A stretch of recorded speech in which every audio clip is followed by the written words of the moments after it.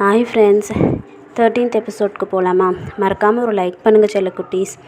நாட்கள் அதன் போக்கில் சென்று கொண்டிருக்க அஜய் மற்றும் நிலாவின் கண்ணாமூச்சி ஆட்டம் மட்டும் தொடர்ந்து கொண்டே இருந்தது. அலுவலகத்தில் அவளுடன் பணிபுரிபவர்களில் ஒருவரான வாசந்தி மிகவும் சோகமாக இருப்பதை கண்ட நிலா என்னவென்று அவரிடம் விசாரித்தாள். என்னக்கா, என்னாச்சு? ஏன் அழுதிருக்கீங்க? அவர் சிறுவயதிலேயே கணவரை இழந்து ஒரே குழந்தையோடு தனியாக வாழ்ந்து கொண்டிருப்பவர் என்பது அவளுக்கு தெரியும். நிலா, என் குழந்தைக்கு ஹார்ட்டில் ப்ராப்ளமா? டாக்டர் உடனே ஆப்ரேஷன் பண்ணணும்னு சொல்கிறாங்கம்மா. அச்சோ அக்கா, என்ன சொல்கிறீங்க? உடனே ஆப்ரேஷனுக்கு ஏற்பாடு பண்ண வேண்டியது தானே. ஆனால் அதுக்கு பணம் வேணுமேம்மா. அஜய் சார்கிட்ட கேளுங்க, அவர் கண்டிப்பாக கொடுப்பார் தான். ஆனால் இப்போ 1 மாதம் முந்தி தான் ஆஃபீஸில் லோன் வேறு எடுத்திருக்கேன். அதனால தான் அவரையும் கேட்க பயமாக இருக்குது. அக்கா, நீங்கள் இங்கேயே இருங்க, நான் போய் கேட்டுட்டு வரேன் என்றவாறு அஜயின் அறையை நோக்கி நடந்தாள். அஜய் தான் கேட்டால் பணம் தருவானா என்ற சந்தேகத்துடனேயே உள்ளே சென்றாள். சார், உங்ககிட்ட ஒரு விஷயம் சொல்லணும். என்ன? இல்லை சார், வாசந்தி அக்கா கூடிய குழந்தைக்கு ஹார்ட்டில் ப்ராப்ளமா, அதனால் ஆப்ரேஷனுக்கு பணம் கேட்குறாங்க. அப்படியா என்றவாறே கம்ப்யூட்டரை தட்டி விவரங்களை ஆராய்ந்தவன், இப்போ தான் அவங்க லோன் எடுத்திருக்காங்க. ஸோ எந்த பணமும் கொடுக்க முடியாதுன்னு சொல்லிடு. ஆனால் அவங்க ரொம்ப பாவம் சார். ப்ளீஸ் சார், அந்த பணத்தை ஏன் சம்பளத்தில் கூட கழிச்சுக்கோங்க. என்னது, உன் சம்பளத்துலையா? நீ ஏன் இன்னும் எத்தனை நாள் என்கிட்ட வேலை பார்க்க போறியோ தெரியல. இல்லை சார், நான் எப்படியும் இந்த பணத்தை உங்ககிட்ட கொடுத்துருவேன். அவ்வளவு அக்கறை இருந்தால் நீயே பணம் கொடுக்க வேண்டியது தானே. உன்கிட்ட இல்லாத பணமா? அந்த பணமெல்லாம் என்னுடையது இல்லை, எல்லாம் தாத்தாவுடையது. நான் என் சொந்த காலில் தான் நிற்கணும்னு நினைக்கிறேன். ஓகே, நான் பணம் தரணுன்னா எனக்கு ஒரு கண்டிஷன் இருக்குது. என்ன கண்டிஷன் சார்? நெக்ஸ்ட்டு மந்த் என்னோடய காலேஜ் ஃப்ரெண்ட்ஸ் எல்லாம் சேர்ந்து சம்மர் வெக்கேஷனுக்கு 2 days டூர் போகிறாங்க. அந்த டூருக்கு நீயும் என் கூட வரணும். நான் எதுக்கு? ஏன்னா அவங்க எல்லோரும் கப்புள்ஸாக வராங்க. ஹஸ்பண்ட் அண்ட் ஒய்ஃபாகவும் லவ்வர்ஸாகவும் வராங்க. நான் மட்டும் தனியாக போக முடியாது இல்லையா, அதனால தான். அப்படின்னா உங்கள் லவ்வரை கூட்டிகிட்டு போக வேண்டியது தானே. என்னடி கிண்டலா? என்னை கல்யாணம் பண்ணிக்க நினைக்கிறவங்களையே நீ விரட்டி அடிச்சிடுற. இதில் நான் லவ் வேறு பண்ணணுமா? அபாண்டமாக போய் பேசாதீங்க சார். சரி, அதை விடு. இப்போ நீ டூருக்கு வரியா இல்லையா? இல்லை சார், இப்போ நான் அங்கே வந்தால் எல்லோரும் என்ன உங்களோட லவ்வர்னு நினைப்பாங்களே. அவங்க என்னமோ நினைக்கட்டும், அதில் உனக்கு என்ன பிரச்சனை? எனக்கு எந்த பிரச்சனையும் இல்லை. உங்களுக்கு தான் ஏதாவது பிரச்சனை வருமோன்னு நினைக்கிறேன். என்ன பிரச்சனை வரும்? உங்களுக்கு தான் உங்கள் தாத்தா பொண்ணு பார்த்துட்டு இருக்காங்களே. இந்த டைமில் என்ன மாதிரி ஒரு பொண்ணை உங்களுக்கு லவ்வராக நடிக்க உங்களுக்கு தேவையா? அதெல்லாம் உனக்கு தேவையில்லாத விஷயம். வரியா இல்லையான்னு மட்டும் சொல்லு. வரலன்னு சொன்னால் என்ன பண்ணுவீங்க? அந்த வாசந்திக்கு பணம் தரமாட்டேன். சிறிது நேர யோசனைக்கு பின் அவளும் சம்மதித்தாள். சரி என்று விட்டு வாசந்தியை கூப்பிட்டு அவருக்கு பணம் கொடுத்து அனுப்பினான் அஜய். வெளியே சென்ற நிலா, அக்கா 1 நிமிஷம் நில்லுங்க என்று அவள் கையிலிருந்த வளையல்களை கழட்டி அவரிடம் கொடுத்து, இதை விற்று வரப்பணத்தை செலவுக்கு வச்சுக்கோங்க என்று கொடுத்தாள். ரொம்ப நன்றிமா என்று கூறிவிட்டு அவர் சென்று விட்டார். பின்னர் அங்கு வந்த அஜய், எதுக்கு வளையலை கழட்டி கொடுத்த என்று கேள்வி எழுப்பினான். அது என் இஷ்டம், அதை பற்றி நீங்கள் ஒன்றும் கேட்க தேவையில்லை. அவளை அடக்கும் பழி தெரியாமல் அவன்தான் முழிக்க வேண்டியதாயிற்று. ஒரு நாள் அங்கு வந்த அஜயின் நண்பனான வசந்த் நிலா அங்கு பணிபுரிவதை கண்டவுடன் அதிர்ந்து போனான்.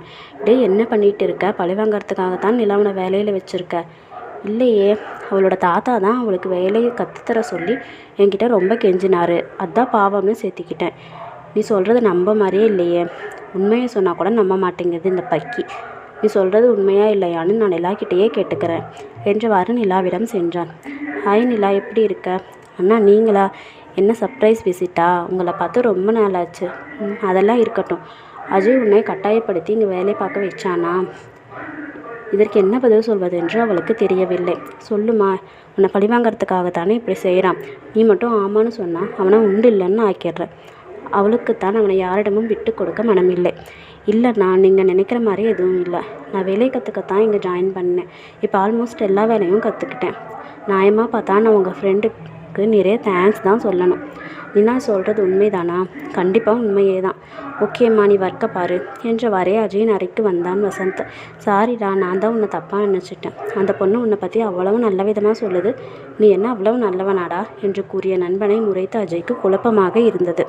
அவள் தன்னை பற்றி இவனிடம் என்னவெல்லாம் சொல்லி வத்தி வைக்கப் போகிறாளோ, அதற்கு வசந்த் தன்னை எப்படி கொதறப் போகிறானோ என எண்ணி பயந்து கொண்டிருந்தவனுக்கு அவனது மன்னிப்பு வியப்பையே அளித்தது. அவள் என்னடா சொன்னா? எல்லா வேலையும் சீக்கிரமாகவே அவளுக்கு கற்றுக் கொடுத்ததுக்கு ரொம்ப தேங்க்ஸ் சொல்ல சொன்னாடா. சரிடா, நான் கிளம்புறேன். 2 days கழிச்சு நம்ம ஒரு கான்ஃபரன்ஸுக்கு பெங்களூர் போகணும். ஞாபகம் இருக்குல்ல? இருக்குடா. என்றபடியே கிளம்பினான் வசந்த். அஜய்க்குத்தான் நிலாவை பற்றி எதுவுமே புரிந்து கொள்ள முடியவில்லை.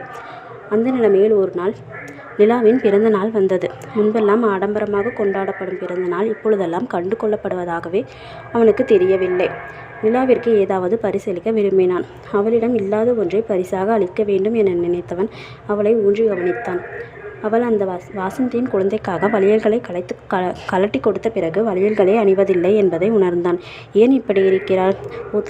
தாத்தாவின் சொத்தில் கையை வைக்க மாட்டேன் என்றாலே அதன் காரணமாக இருக்குமோ என யோகித்தான். உடனே நிலாவை தன் அறைக்கு அழைத்தான். நிலா, என் ஃப்ரெண்டுக்கு பர்த்டே, அதுக்கு ஒரு கிஃப்ட் வாங்கணும், கூட நீயும் வரியா? வரேன் சார் என்றவுடன் இருவரும் கிளம்பினர். இருவரும் நகைக்கடையில் நுழையும் பொழுதே, சார் என்ன ஜுவல் வாங்கணும் என்று அவள் கேட்க, வளையல் என்றான் அவன். அவள் திகைத்து, என்ன சார், உங்கள் ஃப்ரெண்டு வளையல் எல்லாம் கூட போடுவானா இல்லை போடுவாளா அப்படின்னு கேளு. கேர்ள் ஃப்ரெண்ட் என்றவனிடம் அதற்கு மேல் அவள் ஒரு வார்த்தை கூட பேசவில்லை. சார், என்ன சைஸ் பார்க்கணும்? அவள் உன்ன மாதிரி தான் இருப்பாள். ஸோ உன் சைஸ்லேயே பாரு. சிம்பிளாக டெய்லி யூஸ்க்கு போடுற மாதிரியும் இருக்கணும். சரி என்றவாறே வளையலை தேர்வு செய்து வாங்கி கொண்டு ஆஃபீஸை அடைந்தனர். உள்ளே நுழைந்ததும் அவளை தனியே அழைத்தவன், நிலா ஹாப்பி பர்த்டே என்றவாறே கிஃப்டை கொடுத்தான். முதலில் மகிழ்ந்தவர் பின்னர் என்ன நினைத்தாளோ, எனக்கு எதுக்கு கிஃப்ட் சார் என்றாள். ஏதோ எனக்கு கொடுக்கணும்னு தோணுச்சு. அதுவும் நீ வளையல் போடுறதே இல்லையா, அதுதான் இந்த கிஃப்ட் என்றான் அவன். எனக்கு கிஃப்ட் கொடுக்க நீங்கள் யாரு என்று சீறினாள் அவள். ஏன் நான் கொடுக்கக்கூடாதா? எனக்கு இந்த கிஃப்ட் வேண்டாம் என்று திரும்பி போக நினைத்தவளை கையை பிடித்து தடுத்தவன், எனக்கு காரணம் சொல்லிட்டு போ என்றான் மிரட்டும் தோணியில். நான் முன்ன போட்டிருந்த வளையல் என்னுடைய அம்மா எனக்கு கிஃப்ட் பண்ணது. அதை பார்க்கும்போதெல்லாம் அவங்க ஞாபகம் தான் எனக்கு வரும். ஆனால் நீங்கள் கொடுக்குற வளையலை நான் போட்டுக்கிட்டால் அது உங்கள் ஞாபகத்தை தான் எனக்கு கொடுக்கும். ஸோ எனக்கு உங்கள் வளையலும் வேண்டாம், உங்கள் ஞாபகமும் வேண்டாம் என்று விட்டு சென்றவளையே விழிவிரிய பார்த்து கொண்டிருந்தான் அவன். அவளுக்காக வாங்கிய கிஃப்ட் அவனை பார்த்து சிரிப்பது போல் தோன்றியது அவனுக்கு. ஓகே ஃப்ரெண்ட்ஸ், பேலன்ஸ் நாவல் நெக்ஸ்ட் எபிசோடில் பார்க்கலாம். என்னோட கதை, வாய்ஸ், விளக்கம் எல்லாம் எப்படி இருக்குன்னு கமெண்ட்டில் சொல்லுங்கள். லைக் பண்ணி சப்ஸ்கிரைப் பண்ணுங்கள் கைஸ். பாய்.